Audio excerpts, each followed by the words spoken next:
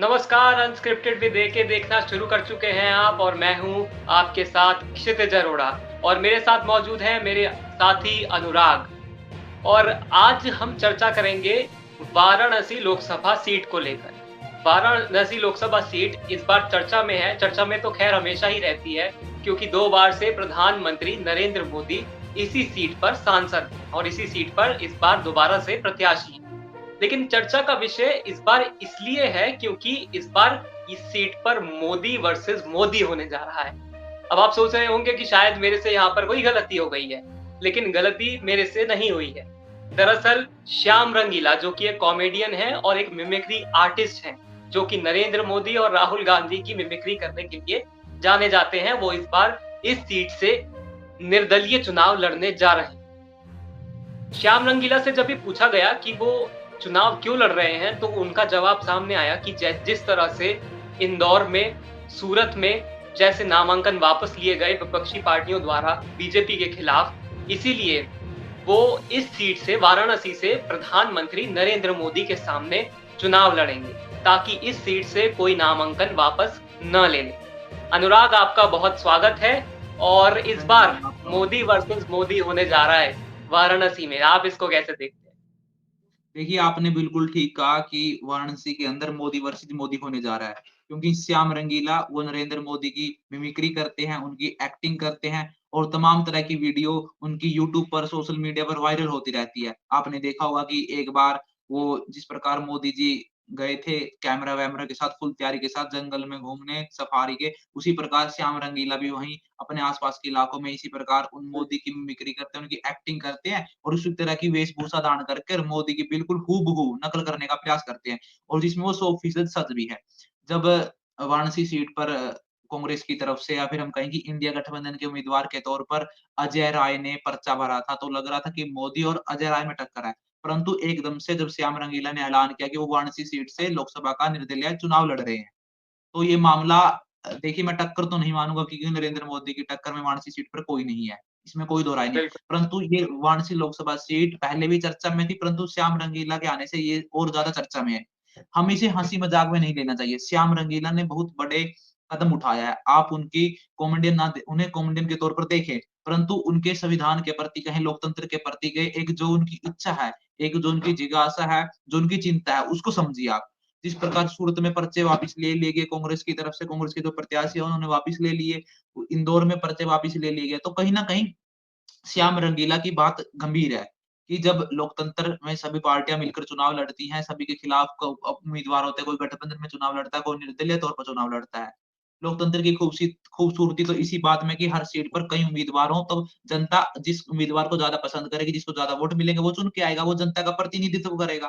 परंतु जिस प्रकार सूरत में देखने को मिला, इंदौर में देखने को मिला जी, कि उनके सामने लड़ने वाला कोई नहीं है।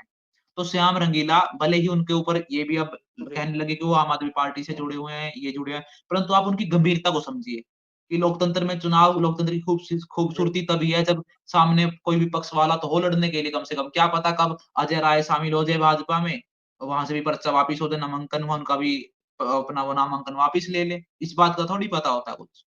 तो कहीं न कहीं उन्होंने बोला कि इस बार मैं नरेंद्र मोदी के लिए वहाँ पर फील्ड नहीं छोड़ूँगा कि उनके बहानेबाज़ी चले कि वहाँ से पर्चा वो मतलब बिना चुनाव के ही वहाँ से जीत पाए, जिस प्रकार सूरत में देखने को मिला।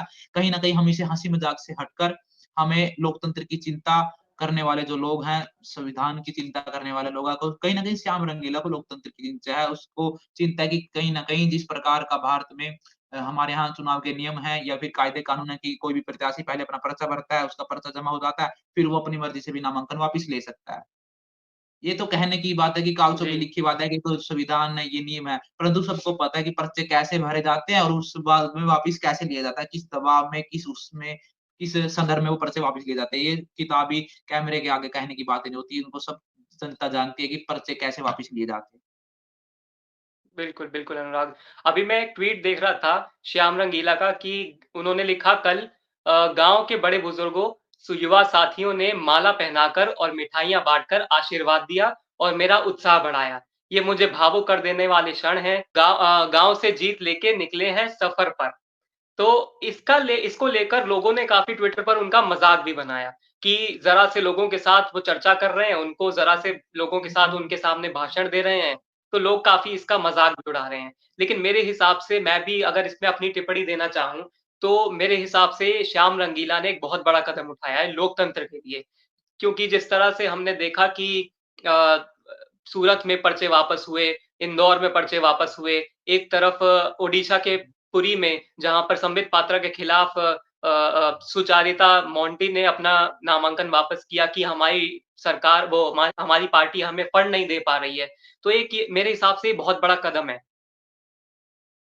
देखिए, मैं बताता हूँ कि आपको श्याम रंगीला ने जब यहाँ से लोकसभा चुनाव लड़ने का ऐलान किया, तो हमारे भारत देश के लोकतंत्र की ही खूबसूरती है कि इतने बड़े व्यक्ति के सामने एक आम इंसान भी चुनाव लड़ सकता है। ये तो हमारे देश के लोकतंत्र की खूबसूरती है। श्याम रंगीला का भले ही सोशल मीडिया पे कहें या फिर किसी भी पार्टी के कार्यकर्ताओं के द्वारा जो मज़ाक उड़ाया जाता है, ठीक है, हर व्यक्ति की अपनी भावना है, हर व्यक्ति को इच्छा है, लोकतंत्र है, अपनी भावना व्यक्त करने का अधिकार सबको होता है। परंतु वो भावनाएँ मर्यादा में रहकर यदि व्यक्त की जाए तो ज़्यादा बेहतर होगा। कि अरविंद केजरीवाल ने भी 2014 के अंदर लोकसभा का चुनाव वाराणसी से लड़ा था, परंतु वो हार गए। श्याम रंगीला भी लड़ रहे हैं, क्या पता जीते-हारे वो तो 4 जून को पता चल बिल्कुल, जाएगा। अधिकार तो हर सीट पर कोई भी व्यक्ति जिसकी आप भी लड़ सकते हैं चुनाव कहीं से, हम भी चुनाव लड़ सकते हैं। अधिकार सभी व्यक्ति को है, जिसकी आयु बिल्कुल। है, जिसके पास उस क्रेडिबिलिटी को पूरा करते हैं, उनकी योग्यता है, अपना लड़िए चुनाव, इसमें कोई दो राय नहीं।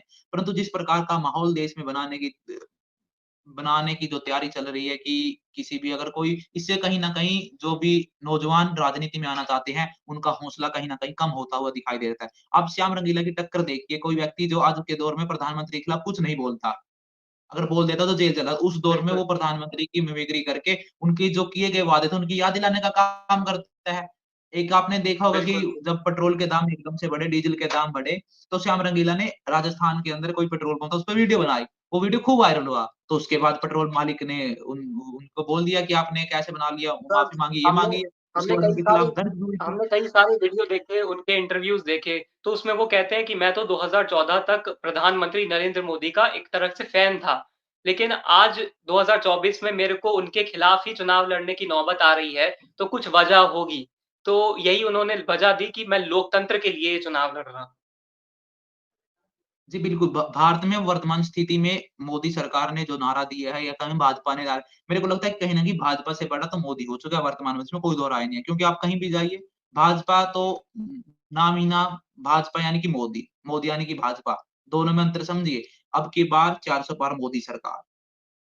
तो कहीं न कहीं वाराणसी लोकसभा सीट से प्रधानमंत्री तीसरी बार चुनाव जीतने जा रहे हैं, इसमें कोई दो राय नहीं, वो जीतेंगे, 100% जीतेंगे। अजय राय तो 2009 में भी वहाँ से चुनाव लड़े, 2014 में भी वो चुनाव लड़े, 19 में भी लड़े और चौथी बार 2024 में लड़ने जा रहे हैं। और आप देखना बिल्कुल, भले ही अजय राय इस बार गठबंधन के प्रत्याशी हो, वो 2024 का जो चुनाव होगा लोकसभा उसमें दूसरे नंबर पे रहने की उनकी संभावना है, अजय राय की। अगर आप देखिए अगर श्याम रंगीला इस चुनाव में लोकसभा चुनाव में तीसरे नंबर पर आ जाता है, बाकी पार्टियों को या फिर अन्य निर्दलीय को पछाड़ कर, तो मतलब श्याम रंगीला कमाल कर सकते हैं कुछ ना कुछ राजनीति में आगे आने वाले समय में। और जो वाराणसी बिल्कुल लोकसभा अनुराग। सीट है उसका भी अपना एक इतिहास है। यहाँ पर अभी तक 17 बार लोकसभा के चुनाव हुए जिसमें से 7 बार कांग्रेस जीती और 7 बार भाजपा जीती। और हम बात करें कि जो उत्तर प्रदेश के जो क्या कहें जो उत्तर प्रदेश के क्षेत्रीय दल हैं, हम बात करें सपा की या फिर बसपा की, वो अभी तक इस सीट को नहीं जीत पाए वाराणसी को। बिल्कुल भाजपा, अनुराग। कांग्रेस जीती और 7-7 बार, उसके बाद जनता दल भी जीता, जनता पार्टी जीती इस सीट से और सीपीएम जीती इस सीट से। बिल्कुल अनुराग, 2014 में एक बार केजरीवाल जी ने भी यहाँ से चुनाव लड़ा था, आपको याद होगा तो। जी, दूसरे बिल्कुल। स्थान पर देखिए रहे थे। अरविंद केजरीवाल देखिए उस दौर में जब हम बात करें कि 2014 के दौरान जब कांग्रेस के खिलाफ हवा बनाने वाले अरविंद केजरीवाल ही थे, इसमें कोई दो राय नहीं है, जिसका फ़ायदा भाजपा को मिला 100%।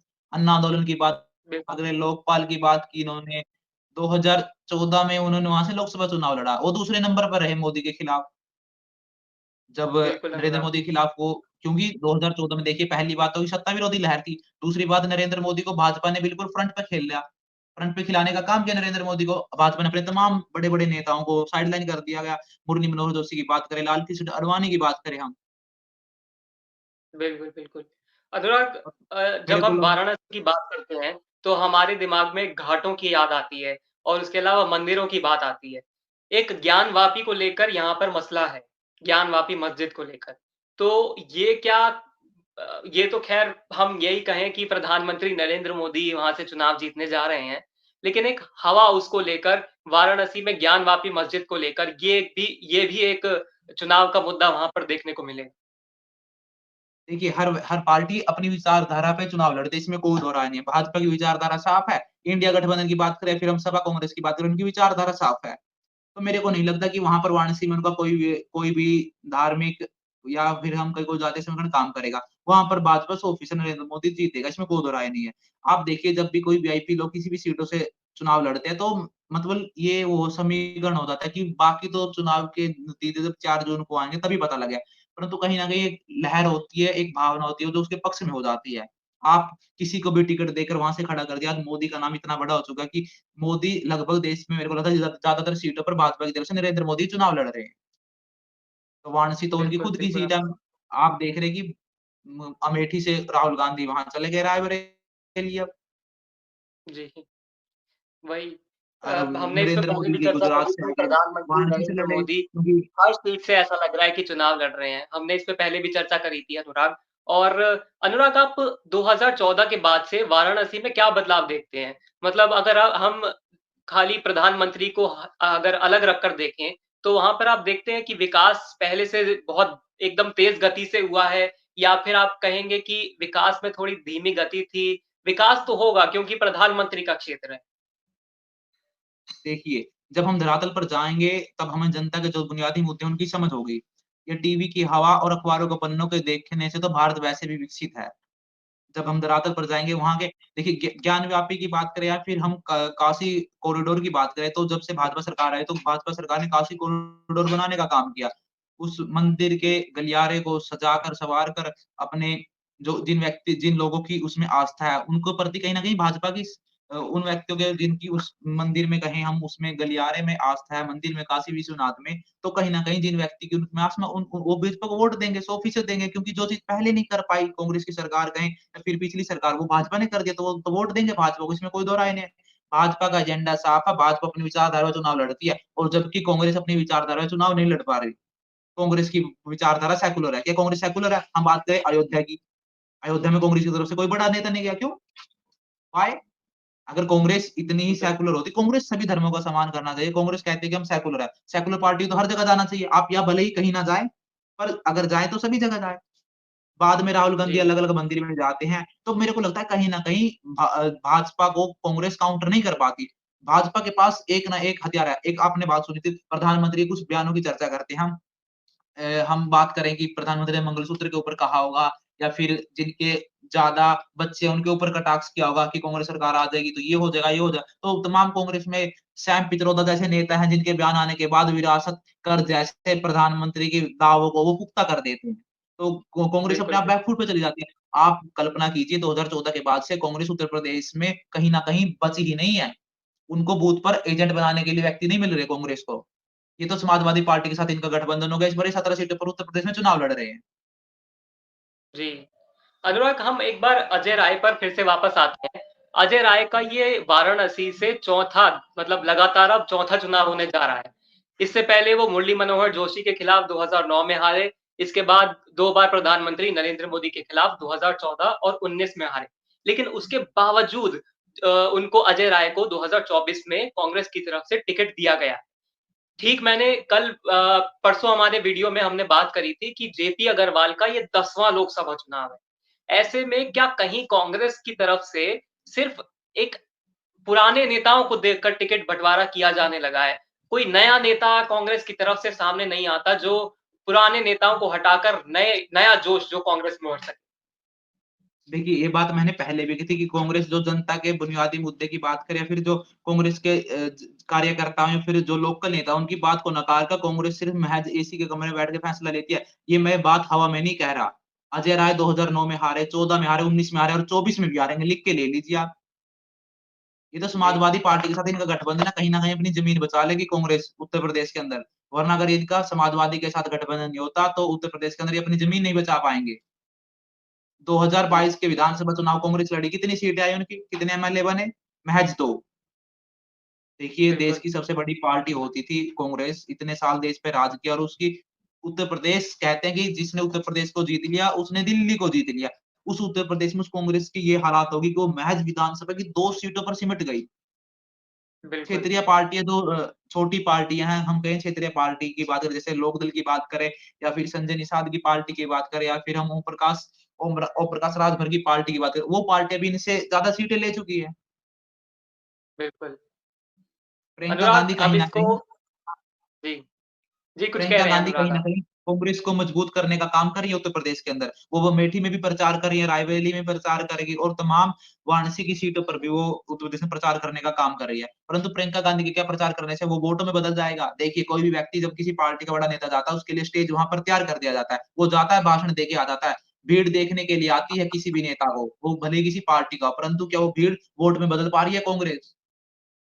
जी, ये सोचने वाली भीड़ बात है। हमेशा वोटों में अखि अ तब्दील अ नहीं होती। अखिले अखि अखिलेश यादव जब भी रैलियाँ करते हैं तो तमाम तरह अब अखिलेश यादव ज़ोरों-शोर से प्रचार में जुटे हुए हैं। बदायूँ से लेकर मैनपुरी की बात करें, जितने उसके आजमगढ़ की बात करें, ज़्यादातर उनके परिवार के लोग सीटों से लड़ रहे हैं। और आप देखना समाजवादी पार्टी का प्रदर्शन इस बार उत्तर प्रदेश में बेहतर रहेगा और भाजपा को यदि उत्तर प्रदेश में कोई टक्कर देने वाली पार्टी है तो वो समाजवादी पार्टी है। कांग्रेस को तो सिर्फ़ खत्म होती हुई दिखाई दे रही है उत्तर प्रदेश क्योंकि कांग्रेस के पास कोई नेता नहीं बचा। अजय राय वर्तमान में उत्तर प्रदेश कांग्रेस के अध्यक्ष भी हैं, तो उनको दोबारा टिकट दिया। वो पहले खुद समाजवादी थे अजय राय, पहले समाजवादी थे, फिर कांग्रेस में आए वो। अब वहाँ से कांग्रेस से टिकट मिल गई है, बार-बार चुनाव लड़े जा रहे हैं, आगे भी लड़ेंगे, 29 का भी लड़ेंगे और उससे आगे हुआ तो उससे आगे भी लड़ेंगे। जी, अनुराग अब आखिर में एक प्रेडिक्शन आपसे लेना चाहूँगा, अनुमान कि क्या श्याम रंगीला अजय राय के ऊपर आ पाएँगे? दूसरे नंबर पर प्रधानमंत्री मोदी के खिलाफ? देखिए, यदि कांग्रेस अकेले वाराणसी के अंदर चुनाव लड़ती, तो श्याम रंगीला दूसरे स्थान पर 100% होते। परंतु कांग्रेस जी, सपा के साथ मिलकर गठबंधन में इंडिया गठबंधन में वाराणसी की बात करें या फिर हम पूरे उत्तर प्रदेश में चुनाव लड़ने का काम कर रही है। तो पहले नंबर पर प्रधानमंत्री नरेंद्र मोदी, तीसरी बात अपनी हैट्रिक लोकसभा की सीट जीत लेंगे। वाराणसी 100% सच है, ये लिख के ले लीजिए। दूसरी बात, दूसरे नंबर पर अजय राय रहेंगे और तीसरे पर अगर आप सोचिए अगर तीसरे पर श्याम रंगीला आ जाते हैं, बसपा को पछाड़ कर आगे, तो कहीं न कहीं ये सोचने वाली बात है कि उनका आगे राजनीति में और ज़्यादा करियर बढ़ने की संभावना है। वो कहीं न कहीं आम आदमी पार्टी से भी जुड़े हैं, परंतु अब उन्होंने निर्दलीय पर्चा भरा है वाराणसी सीट से। तो कहीं न कहीं जी अगर अनुराग। पर्दे के पीछे आम आदमी पार्टी का उन्हें सपोर्ट मिलेगा, तो कहीं न कहीं वो तीसरे नंबर पर आ जाते हैं, तो कहीं न कहीं उनकी भी एक छवि उभरने का काम करेगी वाराणसी के अंदर। जी अनुराग, बहुत-बहुत शुक्रिया आज हमारे साथ जुड़ने के लिए एक बार फिर से और इसी के साथ धन्यवाद। इसको यहाँ पर समाप्त करते हैं और एक बड़ा ऐलान मैं एक बार फिर से कर दूँ कि फिर से क्या पहली बार करने जा रहे हैं कि 4 जून को आप इंतज़ार करिएगा, हम 4 जून को लाइव होंगे। क्यों अनुराग? जी, बिल्कुल 4 जून को बने रहिए सुबह से शाम तक। हम सटीक आंकड़ों के साथ आपको हर सीट का चुनावी रण बताएँगे। हम हर सीट का बताएँगे कौन कहाँ से कितना आगे किस पार्टी की सरकार बने। हमसे जुड़े रहिए 4 जून को लगातार। जी अनुराग, बहुत शुक्रिया आप सभी का अनस्क्रिप्टेड विदय के में शामिल होने के लिए बहुत-बहुत शुक्रिया। नमस्कार।